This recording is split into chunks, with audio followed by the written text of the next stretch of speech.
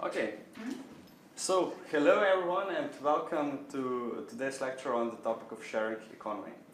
Now as Christina already knows, I'm always very glad and curious to know who I'm talking to. So before we start, I just ask you, I know I met one of you earlier, but if you just can maybe introduce shortly yourself, tell your name and where you come from, and I'm also very curious to learn why did you choose to come to such a beautiful resort here. Maybe we start in the back. Okay. My name is Janes Korec. I'm tourist here, so it's very beautiful, and I didn't been in such place yet, so this is my first time and it's really great. And where are you from? Kran. Kran. Okay. My name is Safa. I'm from India and I've been interning here for the past 2 months. And I was just looking for internship opportunities abroad, and I found this, and I think this was just perfect. And how long are you staying here? 1 more week. 1 more week. So almost in the end. Yeah. Now I know Christina already. You're the manager here, or? I'm coordinating some projects here. Yeah, like Mastermind and BBChat. I'm coordinating some stuff with interns. It's my 2nd year here in Pickberry and my 8th time in Belgrano. Great. So you're almost a local here. Yeah, people say that. Okay, next. Petya. Oh, sorry. I'm Petya. I'm 21. I'm originally from Bulgaria. I've been an intern in Big Bear since early February, and yeah, I came here because this internship is a part of my study, and yeah, in the Netherlands it's mandatory. And you? My name is Ivo. I'm from Croatia, and I found out about Big Berry from a friend, and also I was following it on social media before, and then I found the offer for a position to come here to work during the summer, and I found it quite interesting because of all the scenery, the way it works. I didn't know because I wasn't here before, but I just found all the concept interesting, and I applied, and now I'm here. I'm enjoying it. Which part of Croatia are you from? Slavonia. Slavonia. Osijek. Never been there yet. Yeah, I hear that a lot. Yeah. Okay. Okay, I'm Alice or Alisa or Alice, whatever you want. And I'm from Russia, but I'm studying in Finland. And I'm here for a month and a half, I think, yeah, around that. And yeah, I think it's a... Which town in Russia are you from? Small town close to St. Petersburg. So, Yeah. never been there either. Yeah, I'm a bit surprised. Yeah. Yeah, and I think this internship is a perfect opportunity to get new experiences and knowledge and everything, because we have everything we need and we can give everything we need. I'm Marta. I'm Ukrainian, but I live in Poland. I came here just yesterday, and I really wanted to experience living in Slovenia because the nature is wonderful. That's it. Okay, and you? Nina, I come here with you. Diva, I come from Krasuta. And why did you come here?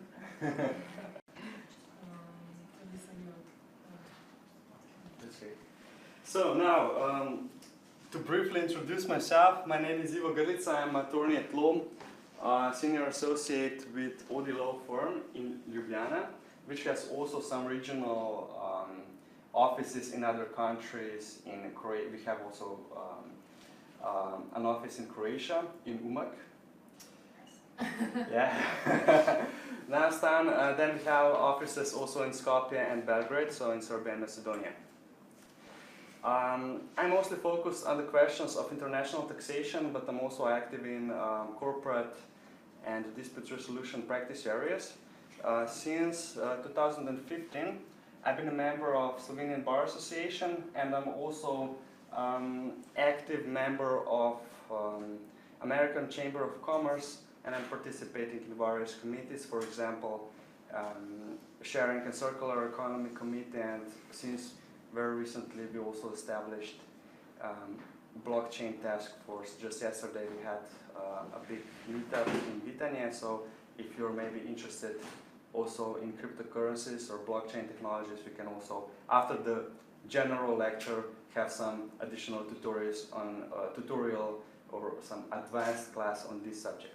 So, regarding sharing economy, throughout the last 2 years I have published a series of articles on this topic. I have the latest article, the one which is in English, and it was published in Amsterdam this April with me, so you can then later, I will give you the materials so you can study it a bit further if you're interested in this topic. Now, the object of this lecture is to cover 2 general topics. The first one is what is sharing economy, why it is important, how does it work, and how does it fit into some broader business global trends. And the second question, which is from my specific field, is to introduce you to some main legal challenges of sharing economy. Now, if I remember, Christina, actually no one from here is actually a lawyer, am I right? Or I think so. so mostly marketing, economics, or this kind of specializations. So I promise you, we'll not get too technical on these legal issues, but still, nonetheless, I want to share with you some insight, some general assessment, so that you will have some broader ideas why sharing economy business models also bring us very serious and important legal challenges, and maybe if you will deal anytime in future as an economic specialist or any other job you will have, just to understand what problems arise and have some general ideas how maybe to tackle them or how to assess them. To move forward. Now, maybe, probably, you recognize any of those 2 sharing economy trademarks, AirBnb and Uber.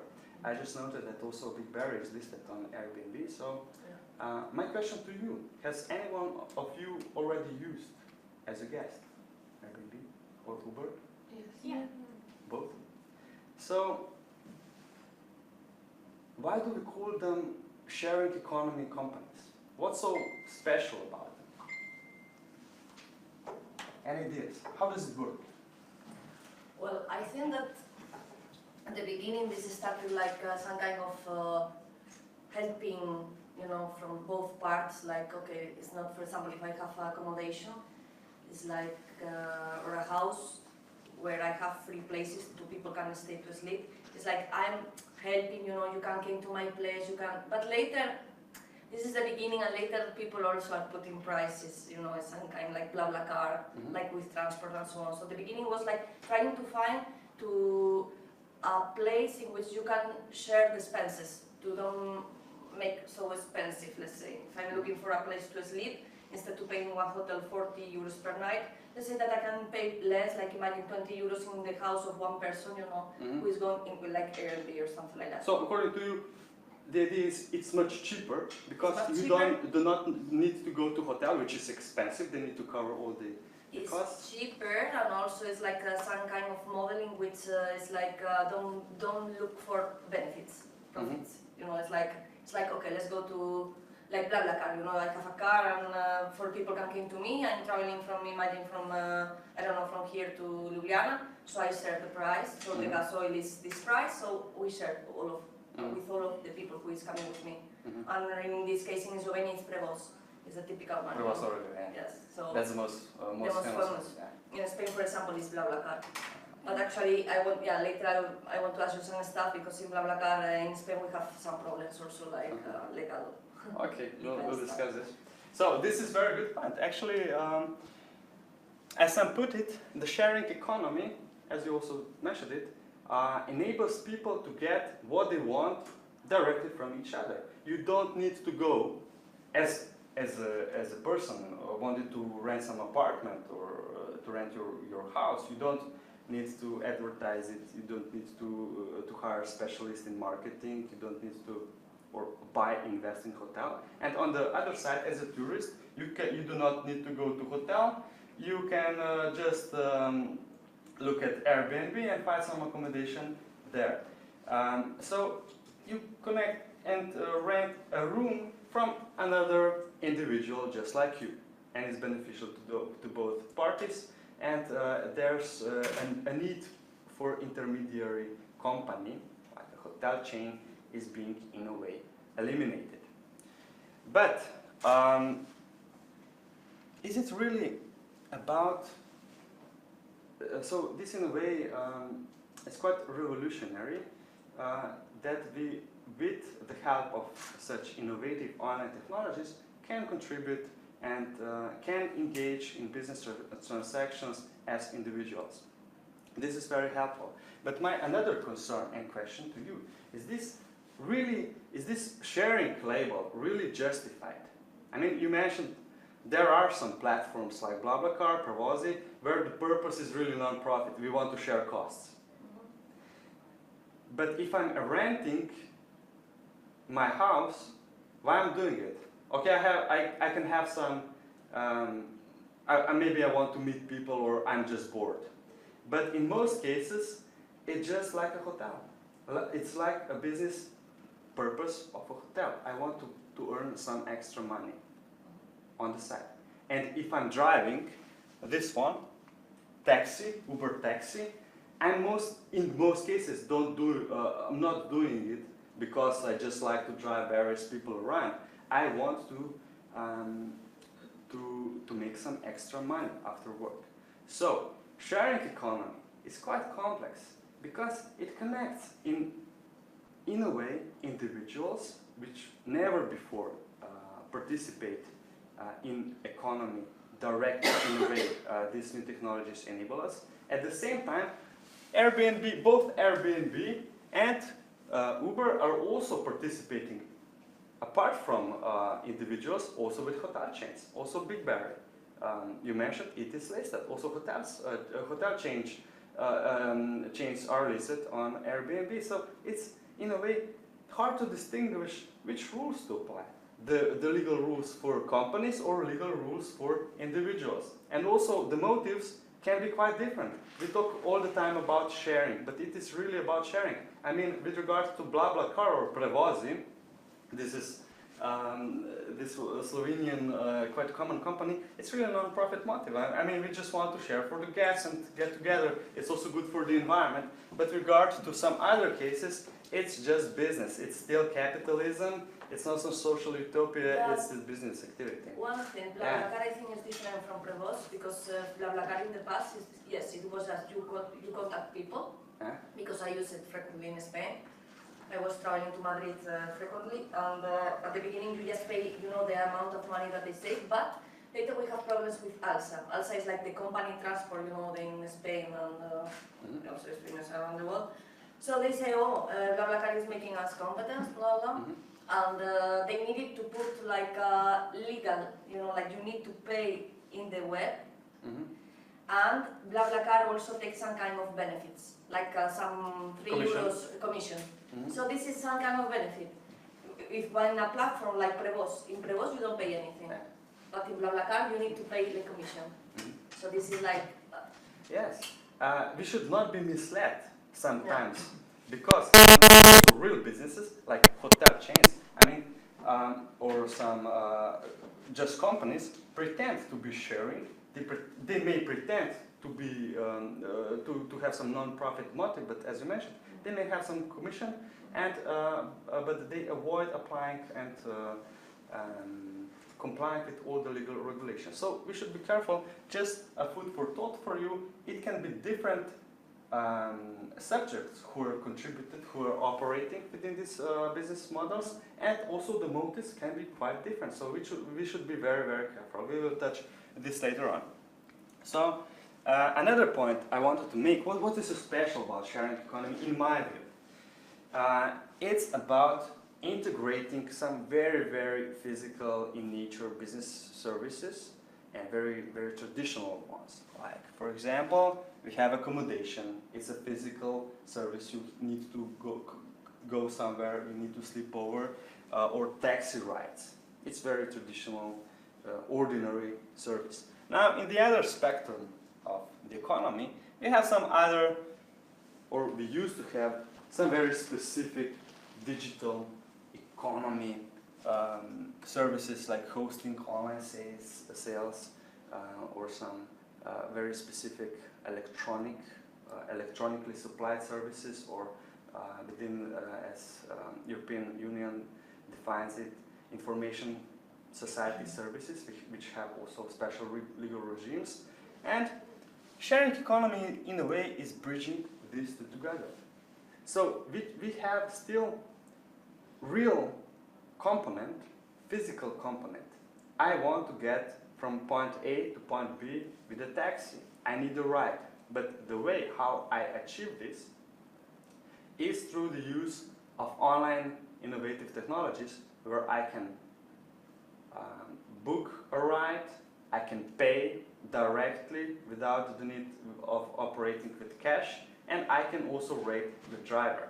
So it's again very complex. Why? Because some rules apply, some regulation licenses apply to this real economy sector, then completely other, from the tax perspective, from licenses perspective, rules apply to digital economy, and now we have some hybrid in a way, which will also in the end probably prevail, because every part of our lives is being invaded by, or is being integrated with these digital technologies. So it's very hard to distinguish, also from the legal point of view, which rules to apply to these business models. Now let's look with another example. This is, maybe you know it, Slovenian. Quite new Slovenian startup company. It's called Beeping. Its purpose is, and its main business function is, that it enables cleaning individuals who offer cleaning services, cleaning ladies or cleaning guys, to list their services on this platform. And then through these online platforms, consumers or users can again book cleaning of their house. They pay for the service, and then they also rate the cleaning. So again, to explain, what do we have in the end effect? In the end we have a real physical service. Your house is cleaned, your floor is polished, but the way how did you achieve this has been done through the use of internet technologies. Also, we can see this as a part of some broader business trend. For example, also labor markets are changing. Now you can list your professional services on new online platforms such as Freelancer. You can offer your work, you can get hired, you perform work, you get rated, you build this online persona. Even better, in some cases, some new platforms like ethlands.com, you can even get paid in cryptocurrencies. So this is another example, besides economy, which is also being integrated with this kind of trends. Now, if we go even further, also our personal lives, or our love lives, maybe we have some experience with this one.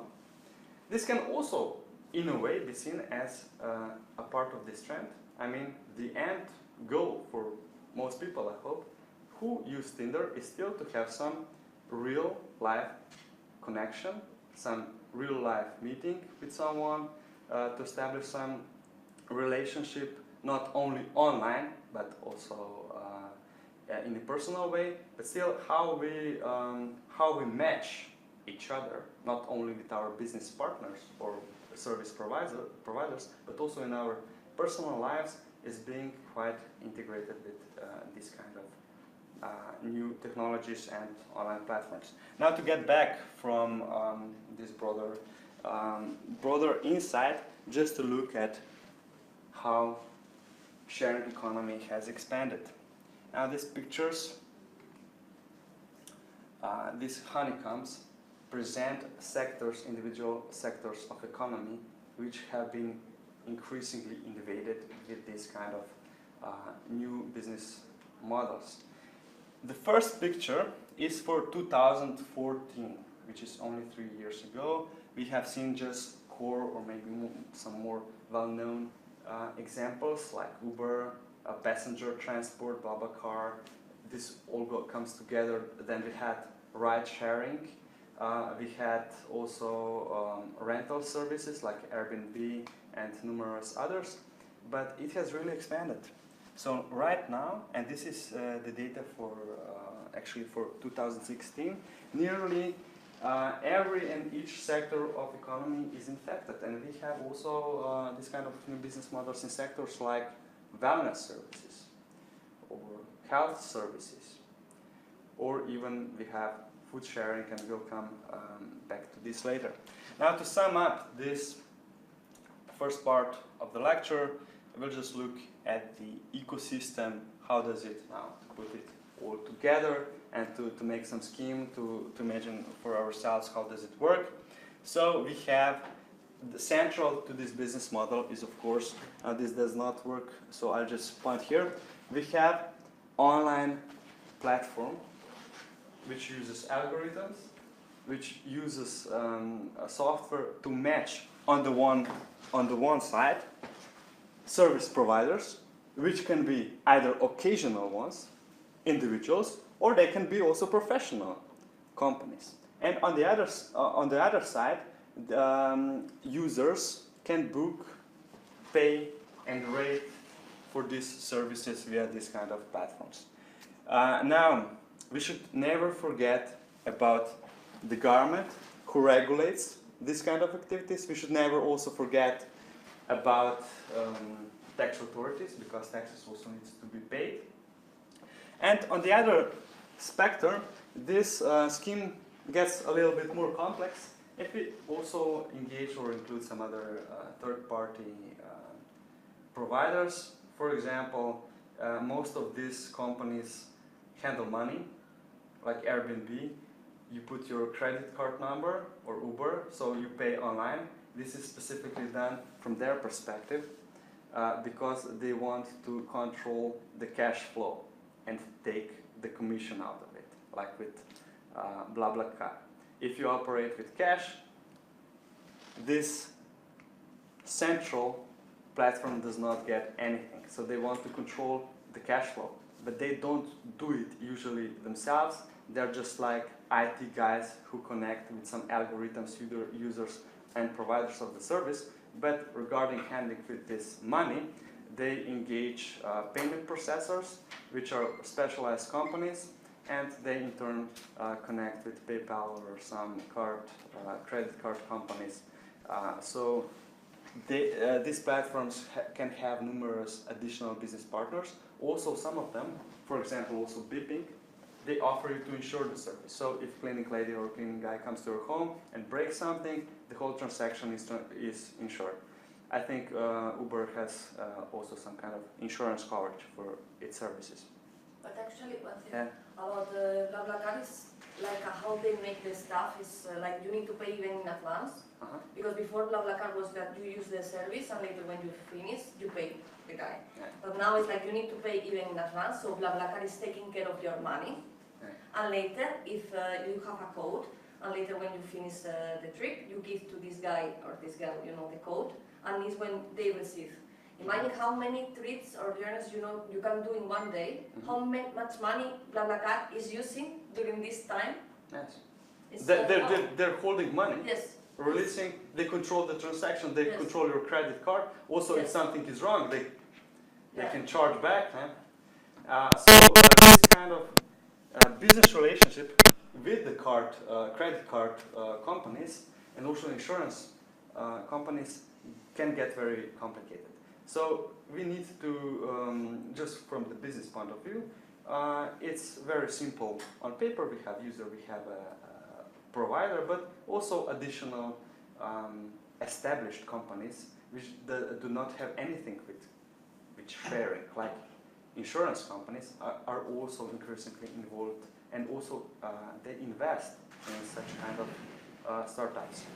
But No. could be one thing. Could be possible that during this time in which you put the money and still you didn't make the trip, they use the money for something, because it's like 3 days in advance you need to pay or something like that. So during this time, imagine, I don't know how much money they can have, but maybe they can use in other stuff because they know that during some days they are going to have the money. Yes. So they can use in other things. I don't know, invest in something, or I don't know, like the banks. I mean, If you actually pay the money and your credit card is charged, they can do that, and it's impossible for you to trace it. Of course, they are violating the contractual obligation. They're misusing, misappropriating your personal money, which they should hold just for a specific purpose. But in a way, it's quite impossible to know. It's impossible to. It would be very hard to prove such kind of transactions also in front of the court. Other example is if only you put the credit card number and they charge you later. yeah. This would be another one. Because actually, if you have a problem or something that if I'm, okay, I mean, I'm paying, and the tree finally, I mean, the guy doesn't appear or whatever, so finally I'm not paying the guy, BlaBlaCar is going to give me back the money in 3 days, not in the moment. So I think that also it means it is because they are using them, I mean, I don't know. They can run off the money a little Yeah. bit, make some profit on site. Yeah. Probably yes. And so this part is not so transparent. And it's very correct that you pointed this out.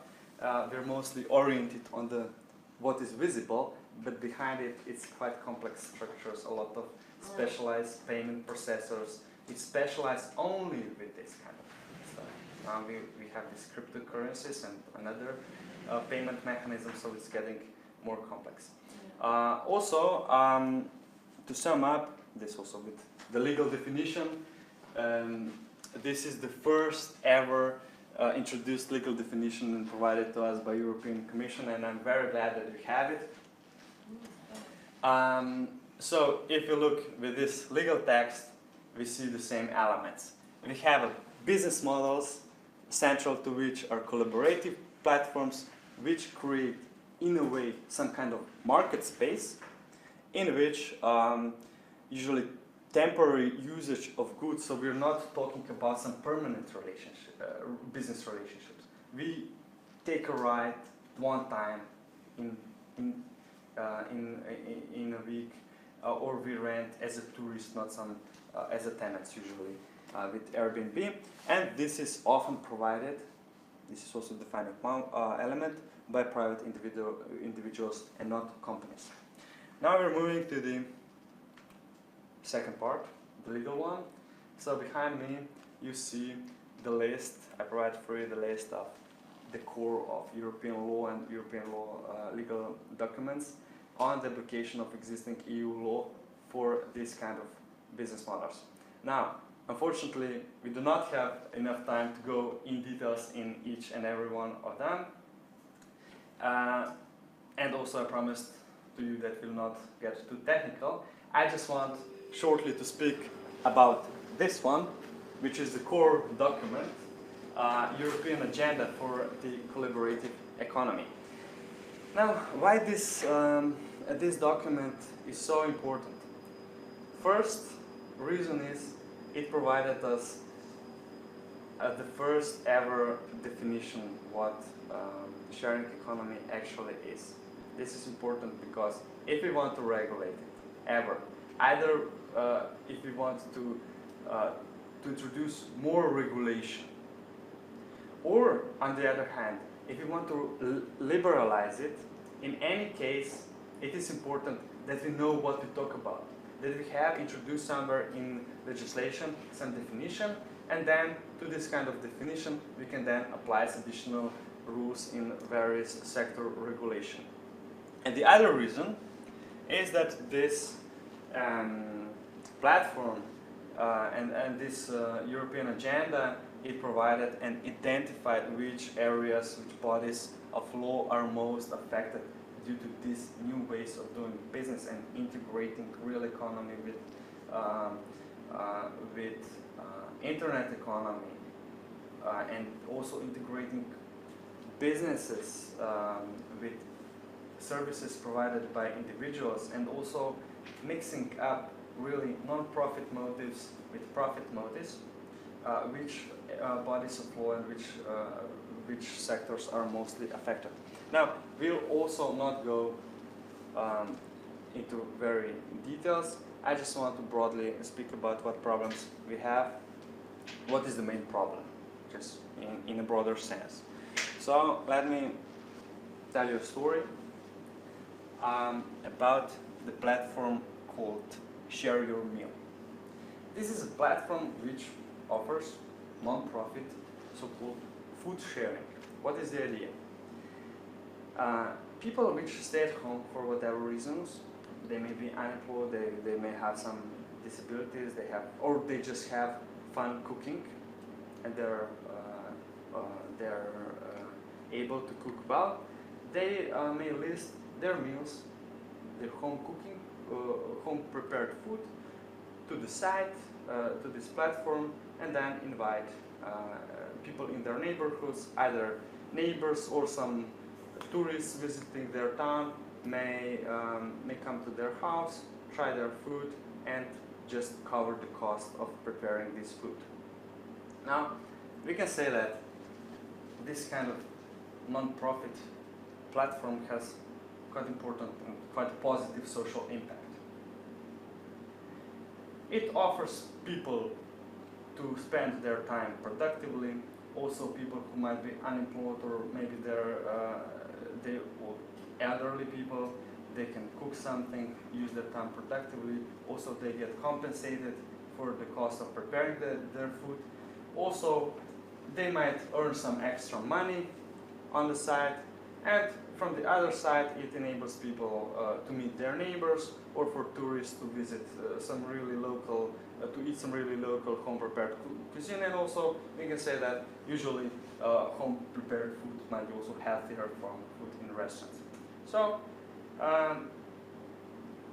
this was started in Netherlands, and the government, the Dutch government, also the tax authority said, okay, this is quite positive example of some non-profit platform, so you can do this activity. We will not stifle you with regulation, with taxes, with anything.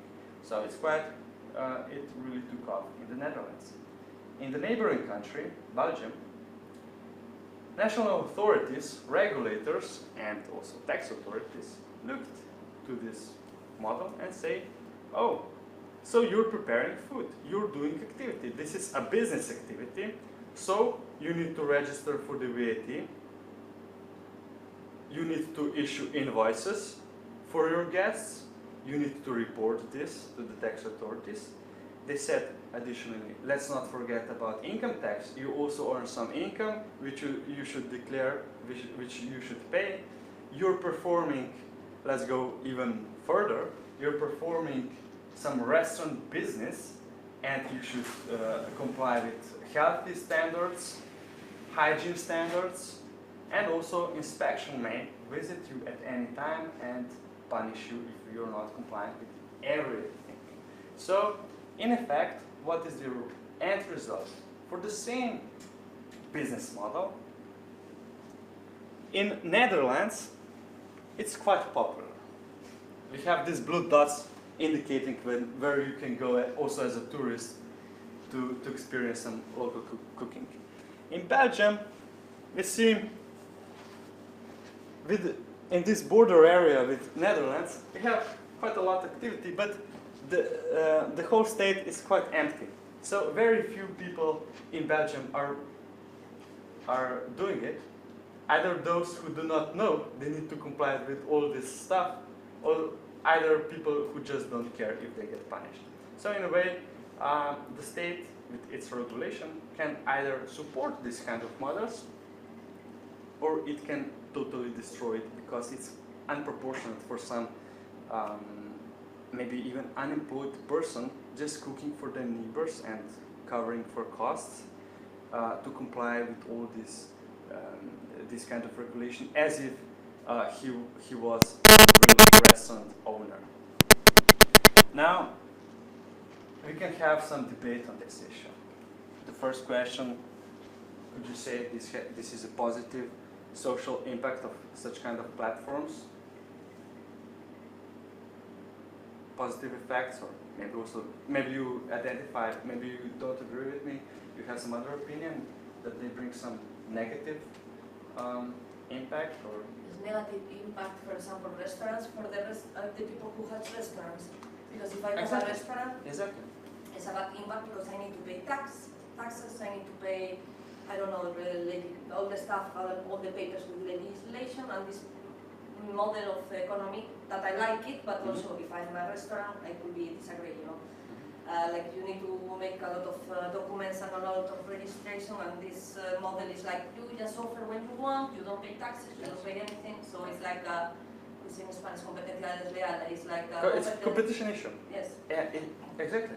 It's not fair.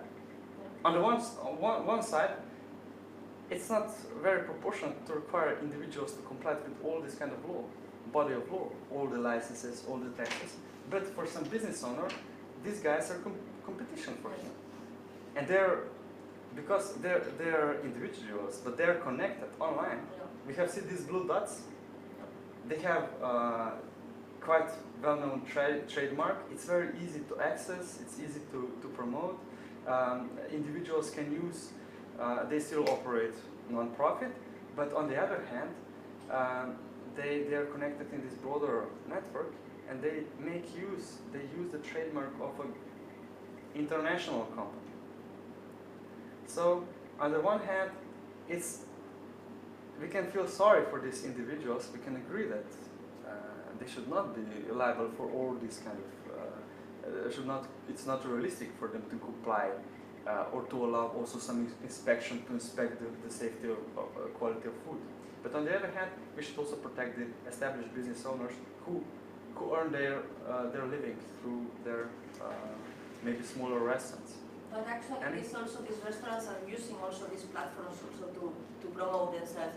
Because now I think that at the beginning, when people were like scared about this share economy, like, oh no, when they start to see that it's successful, a lot of companies, touristic one, like private one, are using this, and even they create like some sharing economy.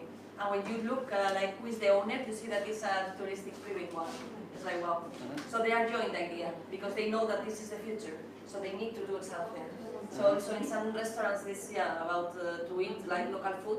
Sometimes you also can check some restaurants that are there promoting. So yes. So also some individual can say, oh, I'm just cooking for my neighbors, but you're doing it all the time. Every day, it's your basic income. The largest part from your income comes from this kind of activities, but you say, oh, I do not need to pay taxes, it's non-profit. So it gets quite complex. And these are these questions we just brought up. Is it fair to comply with all the standards? Probably not, but on the other hand, it's also not fair to establish business owners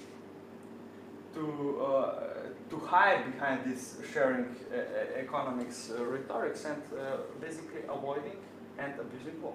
So what is the what could be the solution? You have any ideas how to solve this problem?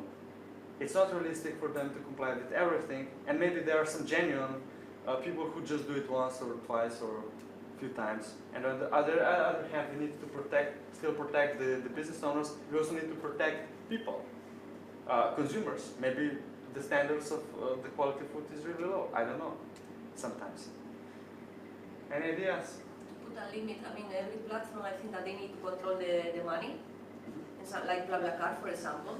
They need to put, for example, if you have like more like imagine 300 euros or something per month, you need to pay taxes. Yes. Something Yes, like that. exactly. This is the solution. European Union says, let's look at the thresholds, and then we will be proportionate. If you do it 1 time, 2 times, 3 times, or you do not serve more than 5 guests, or if you do not earn more than 1,000 euros in a year, it's okay, you don't need this. If you do it as a business activity, it's not about sharing, it's about business, then you need to comply with everything. And this could be also proportionate, this could be reasonable, and this could be fair. The problem is most countries do not follow these recommendations, so it's because in the business context and in online context where there are numerous real-time transactions, it is hard to assess when it's a business, when it's a sharing economy, so we really need, and I also urge when I speak with the representatives of the government, that they introduce some quantitative standards. So you know, if you earn more than 1,000 euros, if you earn 999 euros, it's non-profit. If you earn €1 more, you will fall into another category. And it's clear for everyone, it's fair, it's transparent. Problem in most countries, we have this, we do not have quantitative thresholds, to be sure, we just have, like the tax authority says, if you're doing it on permanent basis or regular basis, then you have a business. And it's hard to know, because I don't know what is permanent basis. I also, as a lawyer, I cannot tell my clients when you risk to be treated as an established business, because I cannot tell him exactly when. And this permanent basis or regular basis can be interpreted by the government very arbitrarily. There was a famous case, a question posed to the tax authority of Slovenia. One guy was one time selling some, through some kind of this online platform, some picture he painted. And the question posed worded, is he doing a regular business activity from the point of view of taxation? And obviously not, because it was a one-time thing. But the tax authority said in official answer, it's not. But they said, it's probably not. But maybe in some special circumstances, it could be treated also as a regular. So what can I help as a lawyer, as an attorney, what advice can I give to such kind of clients? It's hard. We can only operate maybe, probably, sometimes, but we cannot work like that in this kind of sharing economy where there are numerous transactions happening all the time. It would be very beneficial if government would just regulate this and say, okay, you have a limit, 1,000 euros. Or it could be 500, or it could be whatever. But we need to have clear rules if we want to operate legally, which most people want. But as a precondition to this is that we should have these new business models defined in law. We should introduce a definition what sharing economy or online sharing collaborative platforms are, because then we also can apply additional rules. We can define income obtained through this kind of platforms, and we could put also some quantitative measures. Yeah, actually, this definition that you saw us before is quite recently. We think that when started more or less this social sharing economy, like I don't know, 2005, 6 or something, and the definition is like from last year. So I think that also the people were like surprised how this new stuff started, you know, and it's like you are forced to make rules and to put limits now, like, because it's increasing every day more and more. Yeah, it's happening very fast. Yes. In this sector, we just talked yesterday, in crypto world, in blockchain technologies, 1 month is like 2 years in real economy. And the government, yesterday also the Minister of Grlica was speaking, and he said, we just cannot follow up with you guys. You're moving too fast. Yes. To introduce a new law, it takes 1.5 years. but you want results now. So we have some dissonance between the government and between the business, which is speeding too fast. Also, another question. Now let's say that this guy, some home chef, he's cooking all the time and he's doing business activity. And we have some thresholds, and by any criteria, he's doing the business. And he should pay taxes. He should also obtain some licenses. He should be liable to hygiene standards. He should comply with law, but he doesn't. Who's responsible for his violation? Who should be punished? Should we go after him Not only. and catch all these little guys, little fish, or should we go after the whale, after the platform, who is in a way enabling illegal activities? Who should we Both of them. punish? Both. The second. The whale. Now, if you stop the whale, the small fishes will go away on their own, in my perception. Okay. Is it fair to punish the online platform? I mean, they could say we didn't know. We warned them. But you should know. If you have someone inside, you should know. I mean, you should know. You need to have some kind of agreement also, like the platform and the people who is inside. I think that an individual should be punished, not the platform, because every platform has privacy policy, and an individual by signing this privacy policy agrees not to violate the rules, and it's him who violated the rules. So it's him who should be punished, I think. Yeah. Right? That's also interesting idea. So we have different opinions on this one. I mean, it's hard for, in a way, like Uber knows he's enabling illegal activity in some country where, in Spain, there was a huge case against Uber also, because they knew people are driving Uber, but they really should not drive it. They should have licenses. We do not check if they have licenses. We don't care. We're just operating online business. We're just doing the matching. They are to blame. But we will take from each ride. We will take a commission. So in this way,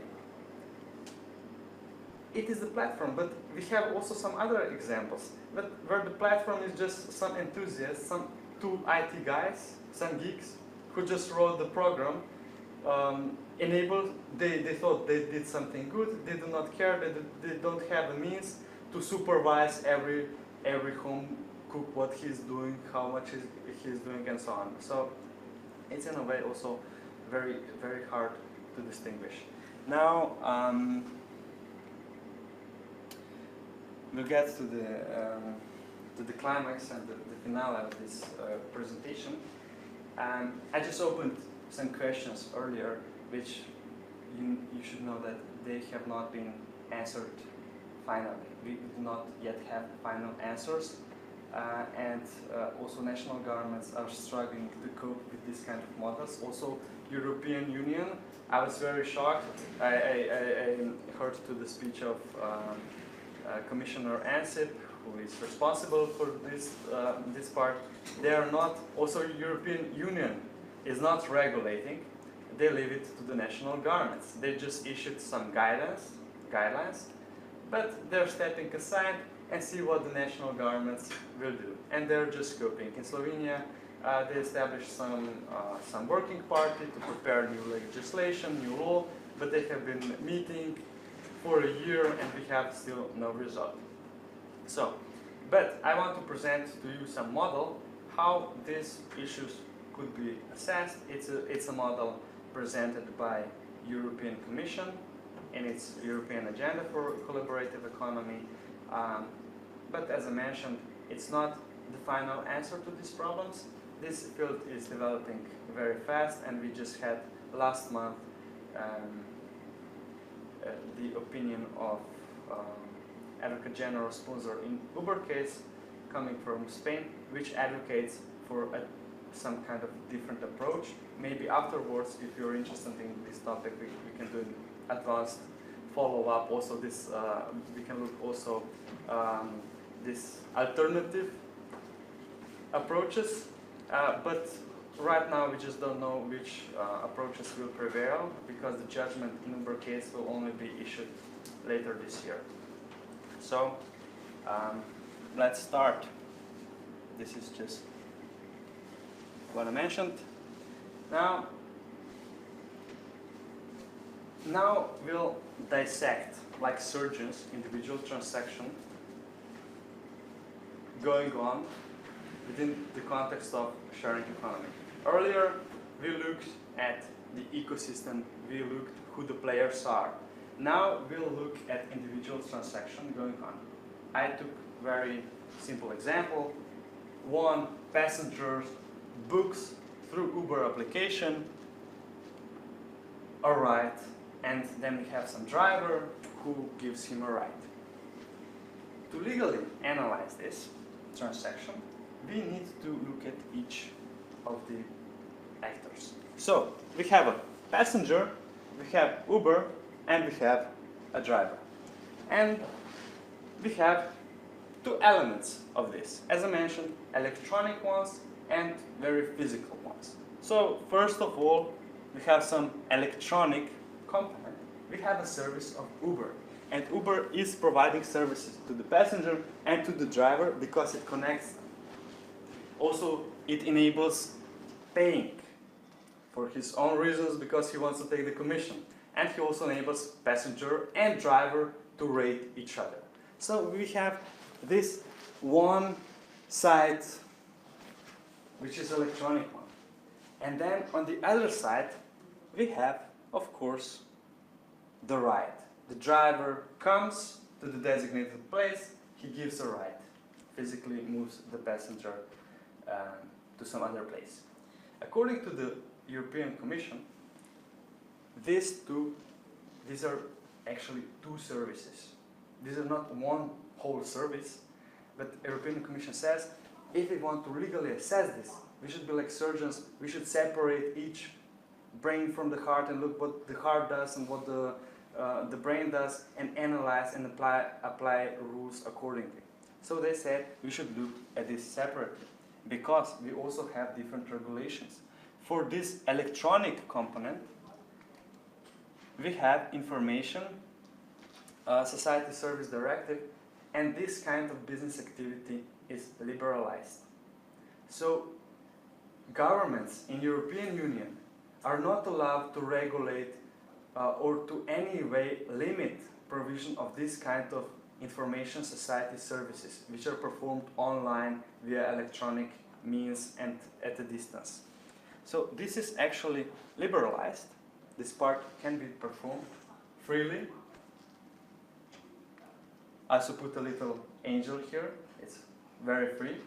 And on the other hand, I will not put the other guy here, but just to remember, we have this underlying service, the ride, the physical one, which is the final goal for our passenger.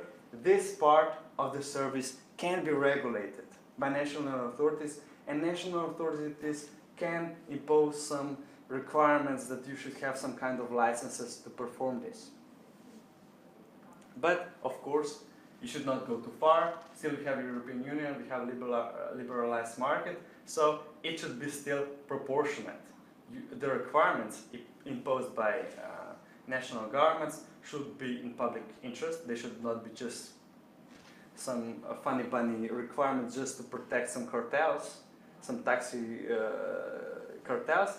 They should be proportionate. So, as we discussed earlier, European Commission suggests that some thresholds are introduced. For example, if you earn maximum 1,000 euros, it's okay, you do not need any special licenses or approvals, but if you earn more, then you should get as licenses as any other taxi company. So this other part can be regulated, but not too far. Now the other question I posed to you, now we have some general ideas how to assess, where to start, how to look it and see, okay, this is not regulated, this can be regulated, but it should be regulated proportionately. Now, who to punish? Who is liable? Is it Uber or is it the driver if the driver does not have all the licenses it needs, but it performs this from day to day, and he earns his living from this activity. Who is responsible? Again, European Commission provides some ideas how to regulate this, and says, in general, the person who is performing underlying activity, which is regulated, which is not in the clouds where the angels fly, this guy is responsible to comply with the law, which is logical. Unless, in some cases, the platform itself imposes so much conditions. Actually, it is the platform, Uber, and it's also, in some cases, also legal analysts consider this transaction. They said it's actually the Uber who is setting the price. It's not the driver. He's not choosing the price of his ride. It's Uber who is deciding the price. Also, Uber is deciding all key terms of this service. So, in cases where this underlying transaction is really controlled by the platform and not the actual driver, or not the actual individual who is just performing the service, but all the key elements are determined by the platform, in that case we can say that it is not the driver who is performing the underlying service, but that the platform, apart from performing this free service, which is liberalized, it is the platform who is also performing the ride. So it's actually Uber and not the driver who drives you, and it's also Uber who we can punish if the driver does not have licenses. So in this case, we can go after the whale. So this is the final picture. Now I'm coming to the end of the lecture, so if you have any questions, is this clear to you? Yes.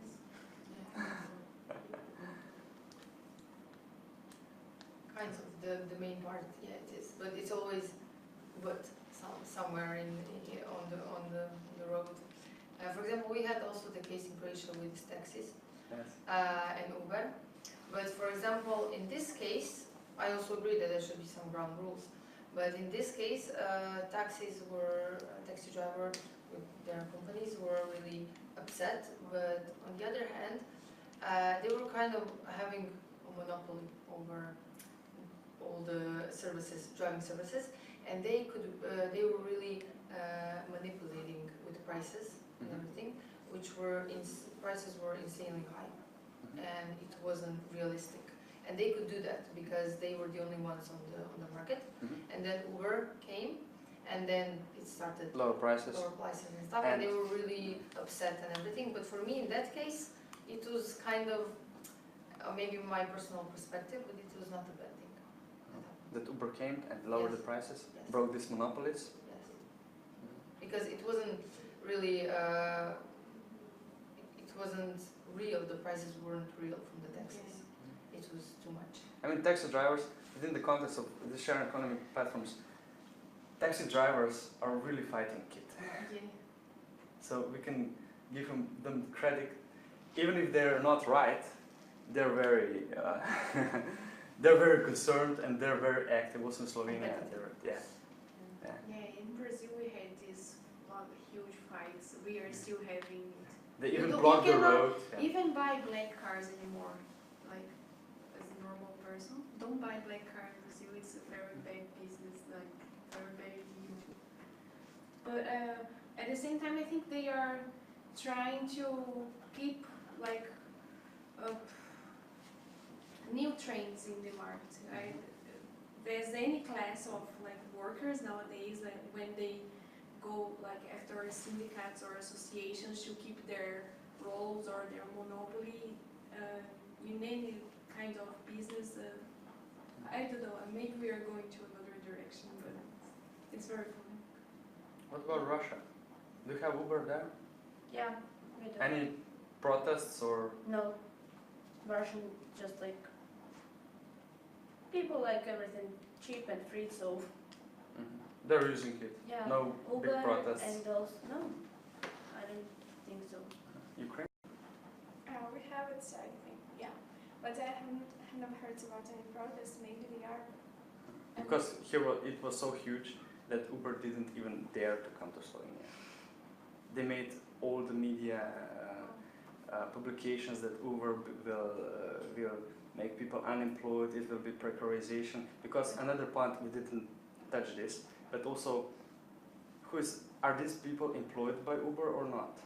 These drivers.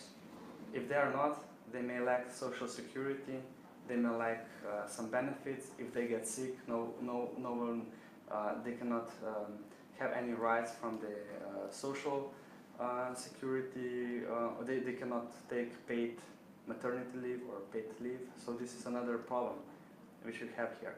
But in your opinion, or your perception, is Uber only online platform or online application, or is Uber a taxi company? So this part, is it Uber who is driving you, or is it individual John Smith who is taking your ride? What's your opinion? It's Uber. Why? When I call Uber, I trust it's their service. It's the brand. I know that it's So you use it because of the this brand, concept or quality. I know what I will find when I call Uber. and also the price is guaranteed by. Yes. So I know how much I will pay. I trust it. Trust the information. Use it often? No, because in Brazil it's kind of new. In my city, it arrived there like 1.5 years ago, and I came here like 1 year ago. So I didn't really get a chance, but to use it very often. But I have many friends that like business people, for example, when they need good cars and they don't want to go with their own cars. Okay. Do anyone know someone who is driving for Uber? Or no? No, a friend of a friend, I know. So, this. He thinks it's, according to my friend, his friend thinks that it's a very good business because he's earning a lot of money. Great. So they take care also of their employees. Yeah. So we'll see. And now it's as said, this is not the final scheme. This is the scheme proposed to by European Commission. And I thought it was interesting to show to you, just to have some idea what is it behind, and maybe if you will deal ever with any kind of this business models, Big Bear or anything else, you have some ideas where to start. Because in the first sight, it's quite complex to analyze it legally. But if you draw it and make some lines and start from the start, then also we can catch the big spider in the middle and have some, at least have some picture. So, I want to thank you all for attention and also for contributing to the debate, which is still ongoing. Yes. First is like, what do you think about how is going to be the future in this economy, sharing economy, which is going to be the next steps as you are allow it, and you can see how, not predict, because nobody knows, but how could be in few years. More companies, more private companies are going to join these models, or how is going to be, in your point of view? Okay. No one can present, Yeah, predict the future. If I could do it, I would be in Bahamas or somewhere. But in my personal view, this trend cannot be stopped. So, new technologies are here. Taxi drivers or established taxi unions do not like them. Government is skeptical. We have some concerns. But it's, by the end of the day, it's practical. People like it. Also, I mentioned these labor markets. You can, it's true. You can also earn a lot of money. You can work online. You get paid. I have also clients who work with these kind of models. They are quite satisfied, and the governments will need to adapt to this sooner or later. I had interesting discussions with representatives of Ministry of Finance, and I say to them, he asked me the same question. I said it's a trend. You cannot stop it. You can try to mitigate, you can analyze some risks, and you can find some appropriate legislation to regulate it, to make it fair for everyone. To introduce some things we need, because also my clients who operate this kind of business models, they want clarity. They not want to do something illegal. Yeah. They come to me and say, please tell us how can we do it if we do right. We want taxes to be paid. We want that we have all licenses. And then you try to investigate. You call the authorities, regulators. You call tax authorities. They say, oh, we really don't know. And you say to the client, actually, also regulators, they don't know, but maybe in a few years they will know. And they will know it retroactively, and they should say they can say, oh, you didn't have this and you didn't pay this tax.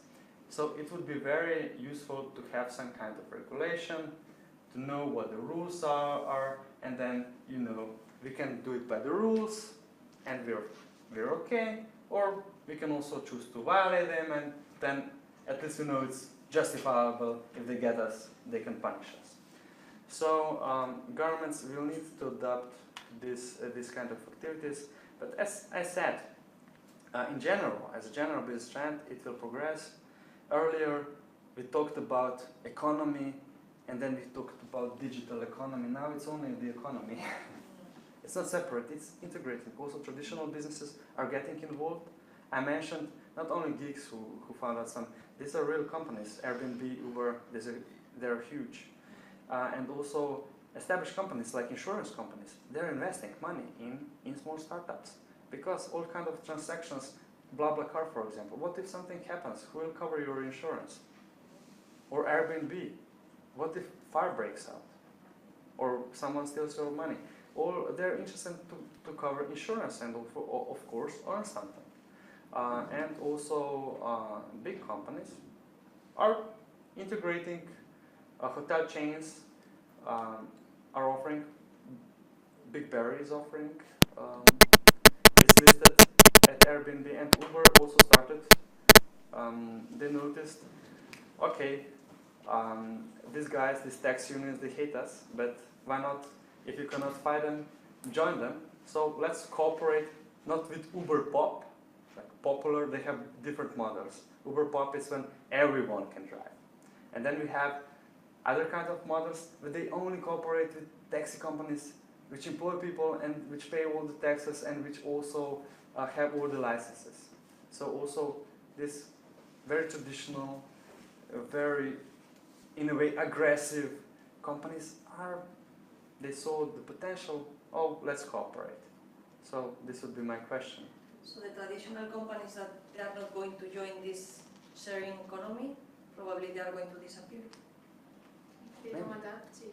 Yeah. Yes. Like dinosaurs. If you do not adapt, I mean, if you are a hotel, you just ignore these things.